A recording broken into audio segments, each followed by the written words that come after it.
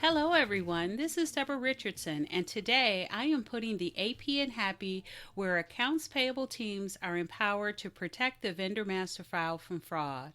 This podcast will give a voice to accounts payable team members by talking about the growing reality of cyber attacks in their world and which vendor setup and vendor management techniques they can apply to protect the vendor master file from fraud.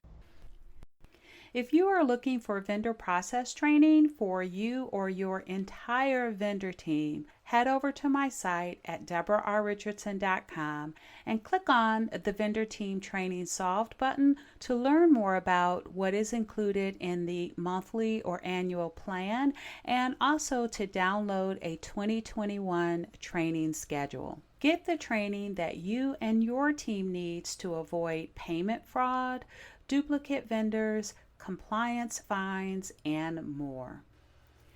Okay, so we know Tesla has been trending for years in the electric car space, but I bet you would not have thought there would be a lesson that would be helpful for the vendor team. Well, here is a lesson where you can learn from a recent insider threat attempt at Tesla. Keep listening.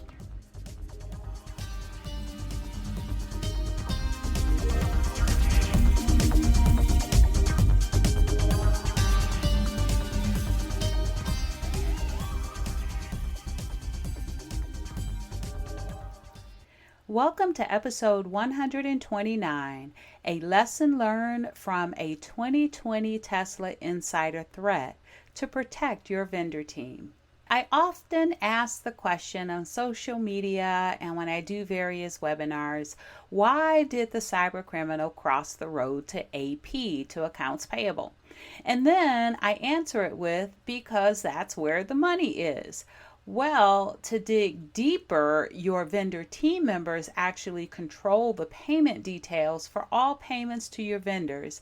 And when cyber criminals know who they are, they can target them with social engineering tactics to get them to change remit information that diverts payments. The same way they targeted a Tesla team member for a ultimately thwarted ransomware attack. So we're going to talk about the attack, and then I am going to talk about the lesson learned and give you some tips on how to avoid it. So let's start with the 2020 Tesla insider threat and exactly what that was. So in Secure World's article, entitled Russian National Pleads Guilty After Trying to Hack a Human at Tesla, the team article ran through a foiled 2020 attempt to recruit a Tesla employee to assist in launching a ransomware attack on Tesla. And I quote the article now. As it turns out, this ransomware operator likes bribing insiders to help launch an attack against their own employer. So now the suspect in this case, and they gave the suspect's name, has established a rapport with an employee at a company that his group wants to launch a ransomware attack against. And so that came directly from the article, and what it shows is that these cyber criminals are trying to buddy up with your employees in order to implement or assist in some type of an attack. Now, against the vendor maintenance team, this would be to gain credibility to be able to submit a request to divert payments. But with Tesla, the question is how did it start? Well, what's funny, or I guess not funny, is that the cyber criminal found the victim through a mutual connection and established an in-person relationship, even an all expense paid trip to Nevada, and ending all of that with a $1 million bribe. Luckily, the employee caught onto the scam, reported it to Tesla, who then brought in the FBI. And that was the only way that it was thwarted. Now, what I find funny, or again, not funny, is that all of this happened between July and August of 2020. And I would have thought that in-person relationships, especially with someone that you just met, would have been not a preferred thing to do. But the real point here is that the cybercriminal found them on a social media platform and then developed an in-person relationship and then thought they were grooming that victim to be an insider who could assist in perpetrating a ransomware attack. Now, if you want to read all the details, and they do have a kind of a step-by-step timeline of what happened, I will link the article in the blog, accompanying blog post for this podcast, and I'll put the blog post link in the podcast show notes. All right, so now let's go to the lesson learned. Now, the lesson learned is really to protect your vendor team from social media threats. And here are 4 things that you can do to help protect your vendor team. The first one is security awareness sharing. Now, we've all heard of security awareness training, but sharing is just as important. Share any social engineering emails you have received, since it's highly probable that your team members have received the same email and just may not have checked it yet, as well as any new scam alerts you've come across. As a start, how about sharing this podcast with your team so that they are aware of these 4 things that they can do to prevent themselves from falling victim to social media threats. So the second tip is all around social media. Don't include on social media platforms such as LinkedIn or Facebook that they or you have access to remit information like bank details, remit addresses for checks. Cyber criminals, as in the case with Tesla, will stalk profiles and find a piece of information or a way in to connect with you or your team member and build credibility or trust. Also, you cannot rely on Facebook friends or LinkedIn connections as truly credible, because your friends or connections may have been fooled into connecting with a cyber criminal. So in other words, just because a connection or a friend is a connection or a friend with someone that you know, it doesn't mean that this new connection or new friend is not a cyber criminal.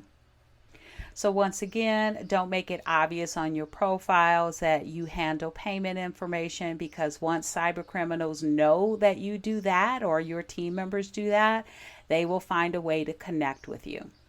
And one tip on this tip to avoid fake profiles is do a reverse image search on the pictures that come with those profiles and just see if there are multiple accounts with that same picture. That is one way that you can see that connection request or friend request as a fraudulent request. That can be a red flag. All right, the third tip is security incident reporting. So make sure your vendor team knows how to report incidents. Is there a button on your email platform or an email address to report suspicious emails? Is there an email address or a phone number to report suspected fraud that does not occur via email? Now, luckily in this case, the Tesla employee had a way to report this incident, and that is how this ransomware attempt was thwarted. Now, I will put a link in the blog post to a video, a 3 or 5 minute video that I did on creating a fraud response plan. And that can be a help in this type of a situation. So I'll link that in the blog post. And so in the show notes, just go to the blog post and you'll see that 3 to 5 minute video. And while you're at it, go ahead and subscribe to my YouTube channel.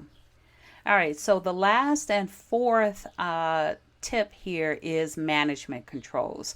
So if you, your vendor team members do fall victim to cyber criminals, either via email or other platforms, have controls in place to avoid fraudulent payments.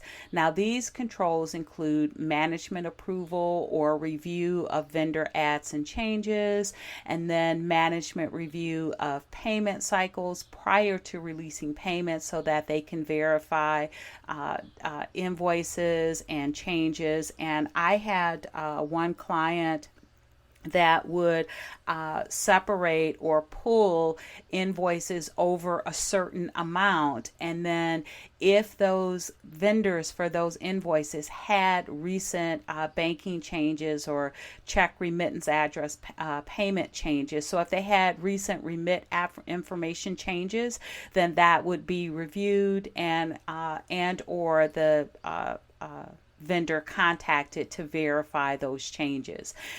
Now, I do have more in-depth details and what to look for when you're doing these or implementing these management controls, and they are in an earlier blog post on segregation of duties and accounts payable for SMBs, because typically these type of controls are put into place when you don't have enough staff, but they can also be good in situations like this to verify that there's been no fraud.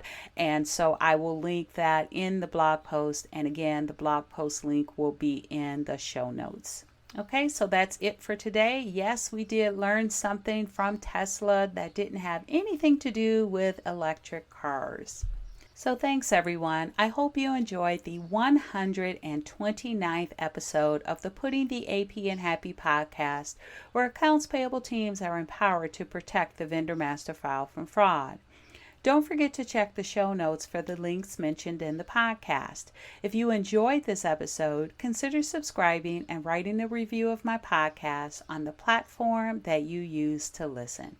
Stay happy.